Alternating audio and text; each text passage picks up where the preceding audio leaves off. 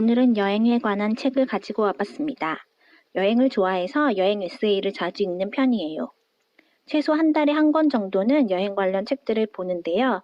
요새는 신종 코로나까지 생겨서 더더욱 여행하기 힘든 때이지요. 그래도 백신이 보급되고 있으니 조금 더 참으시면서 주말에 다양한 여행 책들을 읽어보는 건 어떨까요? 여러 다양한 에세이를 소개하기 전에 오늘은 여행에 대해 자세하게 소개한 책, 문요한님의 여행하는 인간을 소개할게요. 정신과 의사인 저자가 여행을 여러 가지로 종류로 나누고 또 이에 따른 본인의 여행에 대한 경험을 잘 그려낸 여행 심리학 책입니다. 인간의 특성을 나타내는 여러 단어들이 있지요. 생각하는 인간, 호모사피엔스처럼요. 저자는 여행하는 인간 호모 비아터라는 고유의 특성을 여러 주제로 깊이 있게 설명하고 있습니다. 먼저 저자가 말한 여러 여행들을 불러드릴게요. 그중 여러분의 여행 스타일은 어떤 것인지 먼저 생각해 보세요. 새로움으로의 여행, 휴식으로의 여행, 자유로의 여행, 취향으로의 여행, 연결로의 여행, 행복으로의 여행, 각성으로의 여행. 저는 그동안 휴식, 자유, 새로움, 각성을 위한 여행이 많았던 것 같아요. 최근에는 여행에 대해 생각이 많아지면서 또 이 책을 읽고 난 후에는 취향으로의 여행을 계획해 보려고 하고 있습니다. 먼저 새로움. 시간과 돈이 있다면 가장 먼저 뭘 하고 싶냐고 물어보면 대부분 여행이라는 대답이 많을 것 같아요. 저자도 자유시간 동안 가장 하고 싶은 일이 무엇인지 생각하다 보니 바로 여행이었다더군요. 그래서 안식년에 초등학생인 두 아이를 데리고 1년간의 유럽 여행을 계획합니다.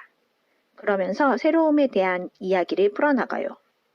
그런데 아이러니하게도 저자는 인간은 새로움에 대한 호기심과 본능이 있기도 하지만 변화하지 못하는 인간의 속성도 있다고 이야기합니다. 막상 여유로운 시간과 변화할 기회가 주어지면 두려움을 느끼고 이를 외면하는 것 또한 인간의 모습이라고 말하지요. 이는 많은 자기계발서에도 언급하는 내용인데 대부분 사람들의 속성은 변화를 싫어한다는 것이지요.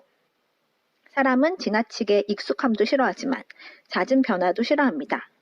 그래서 새로움으로의 여행을 시작하지만 그 안에서 다른 여행을 발견하게 되는 게 여행의 묘미라는 생각도 드네요. 휴식으로의 여행. 저자가 안식년에 1년간 가족 여행을 떠난 것은 저자도 휴식을 원해서였다고 하네요.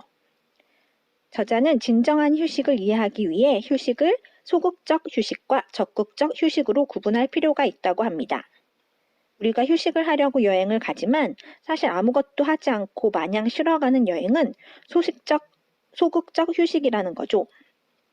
휴식을 떠난 1년의 여행이었지만 저자는 진정한 휴식이란 여유 시간이 많을 때가 아니라 시간에 대한 주도권을 되찾을 때 찾아오는 것을 느꼈다고 합니다. 자유로의 여행.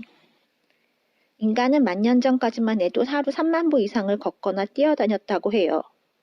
그러다 보니 현재의 좁은 활동 반경의 삶에서는 답답함을 느끼기 때문에 자유로의 여행을 추구한다는 것이지요. 다음 편에서 자유를 찾아 떠난 여행 에세이들을 소개할게요. 아무래도 여행을 하다 보면 자신의 마음에 집중할 수 있어서 자유로의 여행이라는 생각이 드네요. 다음은 취향으로의 여행입니다.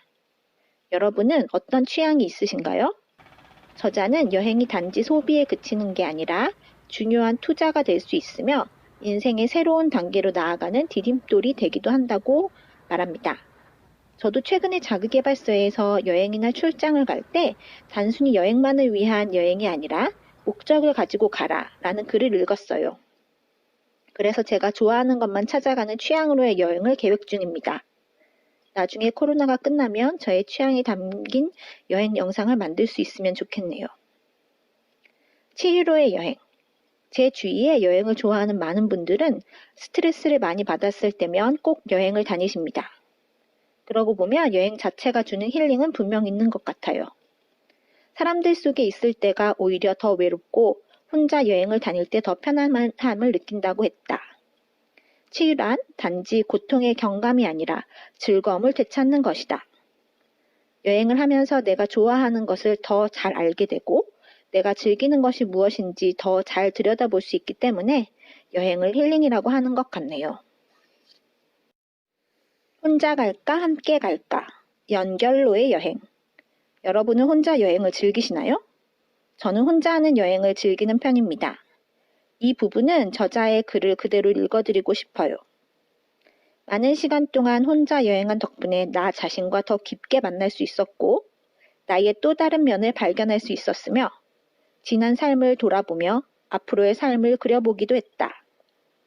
온전히 내가 내 안에 머무를 수 있는 시간이 있었기에 혼자 여행하는 것이라기보다는 나와 함께하는 여행이라는 느낌을 받곤 했다.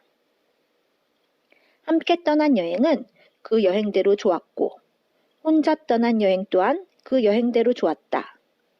모든 여행의 시간 동안 나의 연결은 더욱 넓고 깊어졌다. 저자의 글처럼 함께 떠난 여행도 혼자 떠난 여행도 모두 나에게는 중요한 시간이라는 생각이 드네요.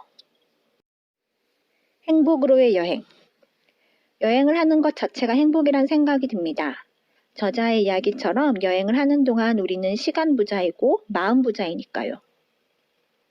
다음은 각성으로의 여행입니다. 새로운 곳에서의 만남은 우리에게 창조력을 키우겠지요? 저자는 하워드 가드너의 창의력을 자극하는 두 가지 열쇠를 소개합니다. 몽상에 잠기는 시간과 주변 환경의 변화, 그리고 이 두 가지를 동시에 충족시키는 게 바로 여행이라고요.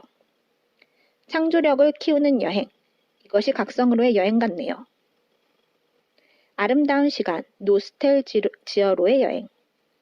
많은 여행 에세이들을 보면 분명 여행지에서 고생하고 예상치 못한 어려움에 처한 에피소드들이 많이 나옵니다. 그런데 그들의 에세이들을 보면 다 너무 좋아 보이잖아요. 그것이 여행이 주는 기억의 왜곡인 것 같습니다. 아름다운 시간을 만드는 것, 괴로움도 외로움도 모두 아름다운 시간을 만드는 것, 그것이 여행이란 생각이 듭니다. 마지막, 전환으로의 여행입니다. 과제가 누구나 한 번쯤 자신만의 길을 나서야 한다입니다.